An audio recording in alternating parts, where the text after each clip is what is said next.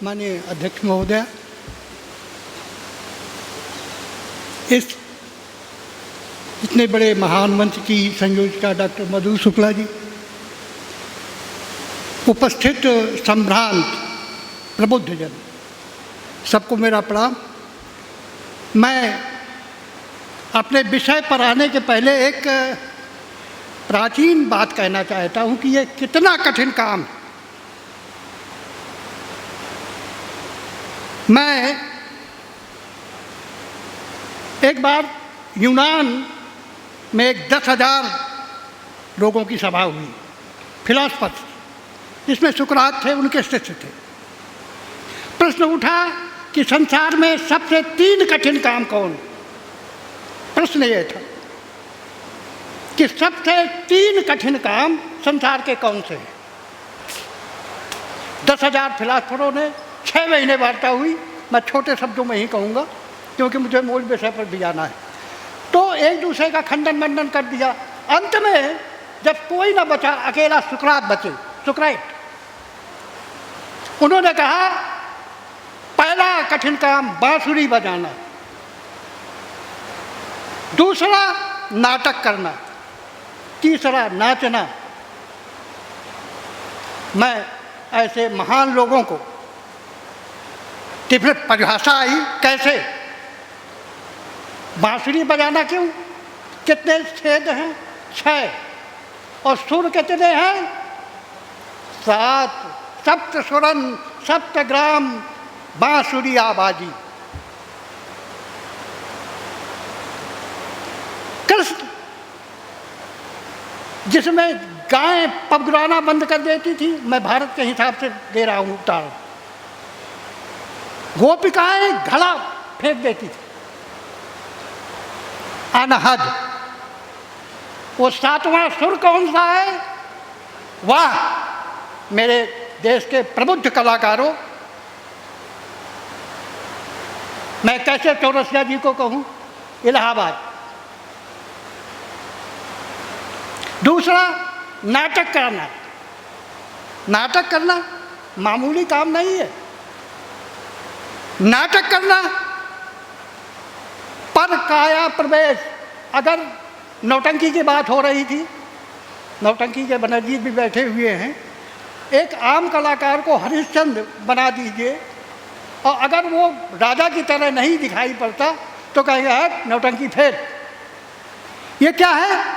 जो आप नहीं हैं वो हो जाना। नाटक, नाटक करना, ये साधारण नहीं हो रहा, ये साधारण विषय वस्तु नहीं है।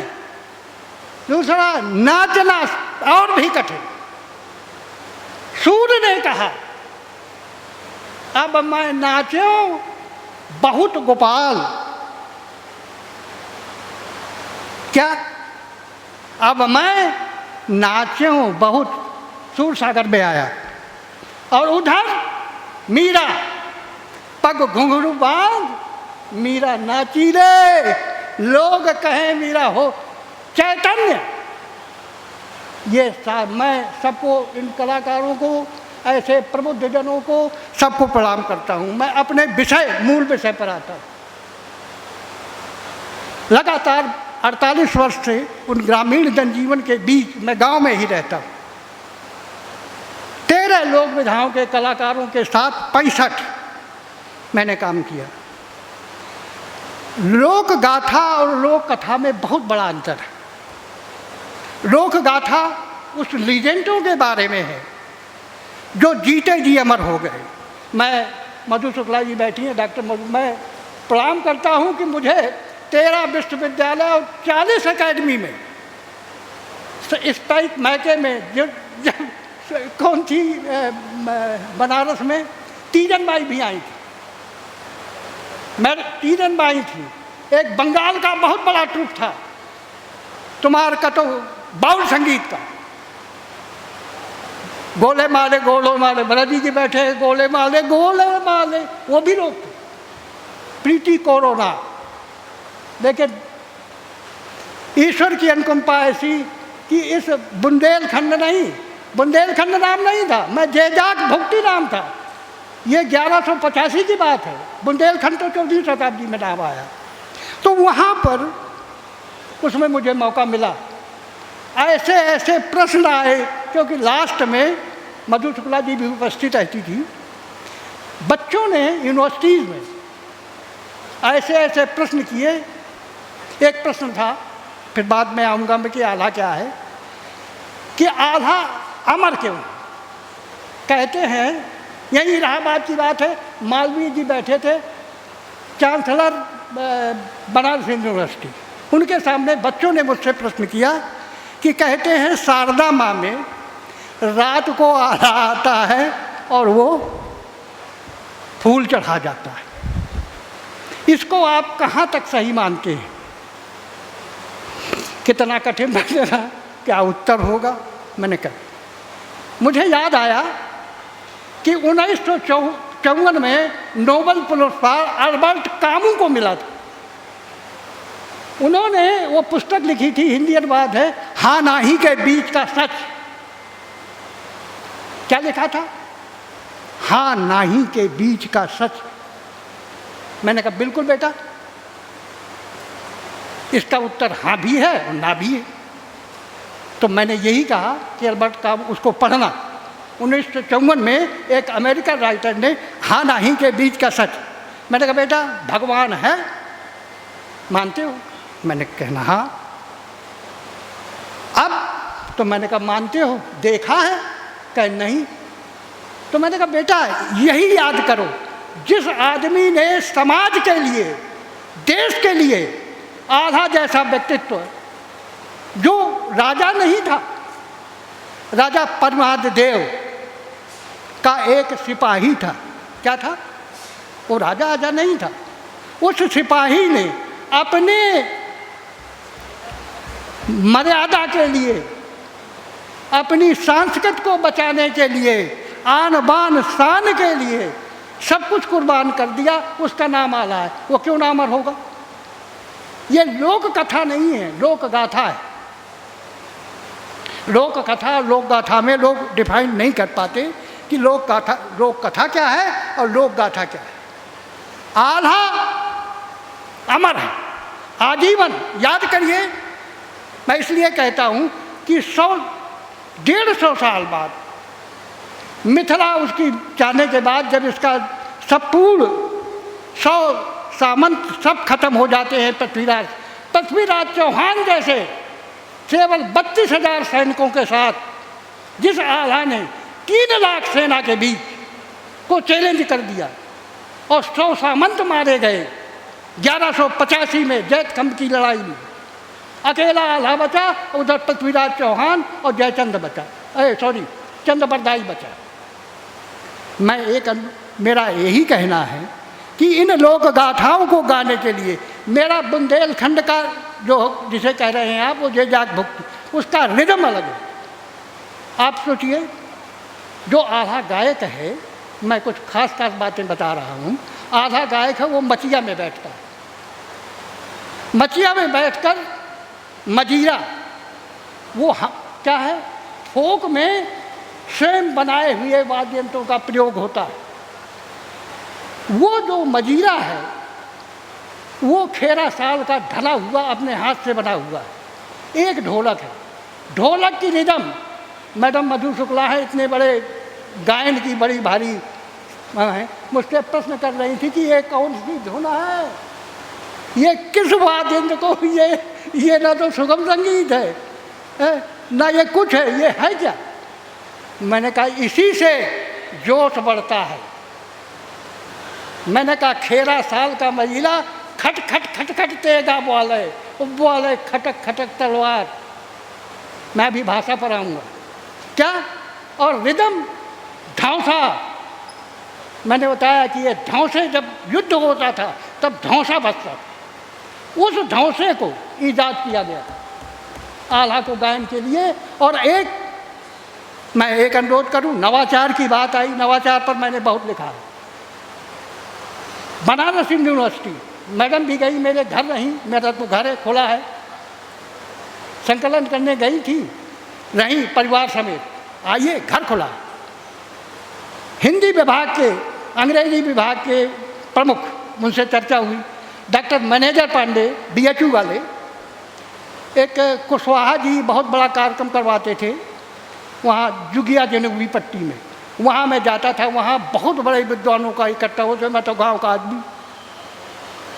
आदमी मैं।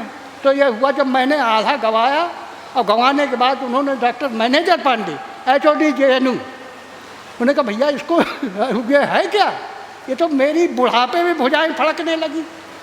ये तो मैंने कहा भैया आप लोग हिंदी के विद्वान हैं, इसको आप हिंदी में कहते हैं नहीं, हिंदी में इसको परावर्ती कविता कहते हैं आप, इसको हिंदी साहित्य में माना ही नहीं गया। जबकि ये डिंगल में लिखा हुआ। किस में लिखा है? जब हिंदी नहीं थी, हिंद भी नहीं थी, तब इसको किस में लिखा गया? डिंगल में। ये एक अबूझ भाषा है और आज भी उसकी मान्यता है। सबसे पहला जो काव्य लिखे गए, काव्य रचनाएं हुई, वो डिंगल में हुई। वो थी रासव ग्रंथ। उसको जगनिक ने उस आलखंड को लिखा। लेकिन हमारी जो भाषा है, जरा सोच लीजिए, जब हिंदी आई, अभी IG साहब पूछ रहे थे मुझसे कि ये भाषा कौन सी है। डॉक्टर साहब आप मुझे ये बताइए कि जो आपके यहाँ हमीरपुर, महोबा और चित्रकूट में ये भाषा जो बोली जाती है, ये कौन सी है? मैंने कहा जरा सुन लीजिए। 14वीं शताब्दी में हिंदी आई, उसका पहला शब्द अनुवाद सुन लीजिए कि आप कहाँ जा रहे हैं भाई साहब। इसका अनुवाद बुंदेली, जो अभी प्रबुद्धजन हमारी चित्रकूट की बात कर रहे थे, काष्ठ कला की, इसका नाम बुंदेलखंड नहीं था, ये तो 14वीं शताब्दी में नाम पड़ा। तो मैंने कहा इसकी भाषा आई जो बुंदेली 14वीं शताब्दी के बाद, उसका अनुवाद आया इतः कहाँ जा रहे भैया। लेकिन जो आधा लिखा है, जो उसका अनुवाद हम लोगों ने, हमारी बुंदेली ग्रामीण जनजीवन से जो पैदा हुई, जो मूल भाषा है, आज भी महोबा, हमीरपुर, चित्रकूट में वही भाषा बोली जाती है, वो है सूर सैनी। उन 6 भाषाओं में एक जो सबसे प्राचीन भाषा है, जय डाक भुक्त की। कहाँ जात है रे, यहाँ आओ रे लड़का, भैया यहाँ आओ, ये है मूल भाषा। पूरे देश में जन जन में आल्हा गाया जाता है। स्थिति यह है कि हर जगह आल्हा की उपयोगिता है, हर प्रदेश में गाया जाता है, लेकिन सब सुगम संगीत में। सिर्फ बुंदेलखंड में, इन 4 जिलों में, जो मचिया में बैठकर खेरा साल मजीरे के साथ ओजपूर्ण, जाखा, बैरी, मुझे लोगों को समझाना पड़ा कि अब 302 लग जाएगा और मुकदमे भी हो गए।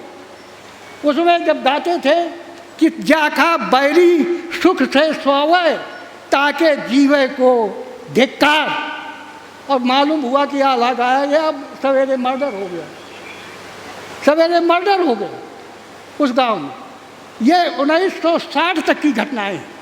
इन परिस्थितियों में परावर्ती काव्य में शामिल करने के लिए क्या हुआ, तमाम जो अप्रवासी भारतीय सूरीनाम चले गए थे, गुयाना गए हैं, वो लोग आते थे।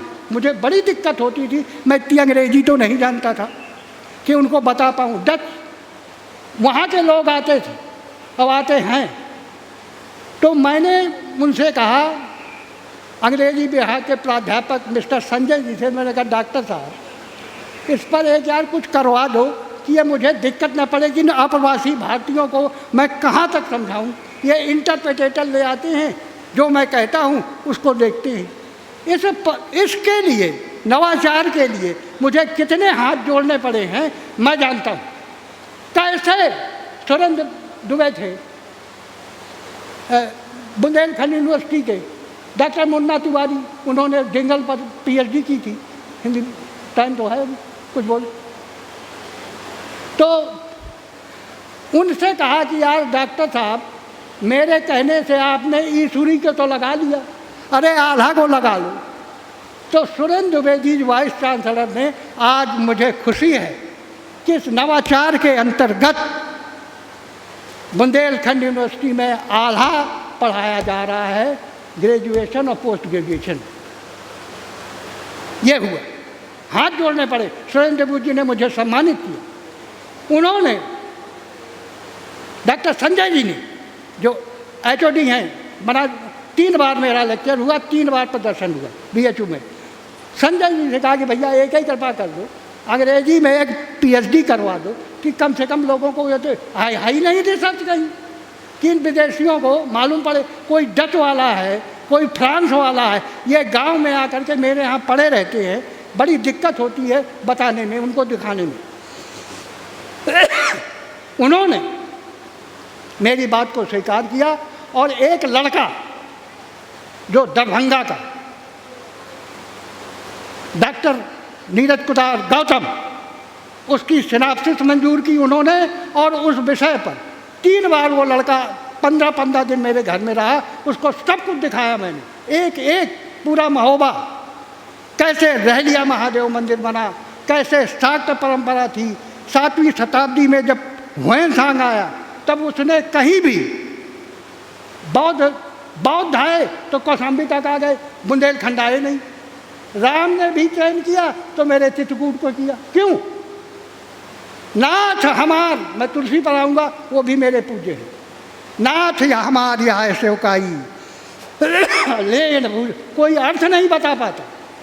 हमारा कल्चर अलग, उनका कल्चर अलग। जगत जननी क्यों? हम शाक्त परंपरा को मानने वाले हैं।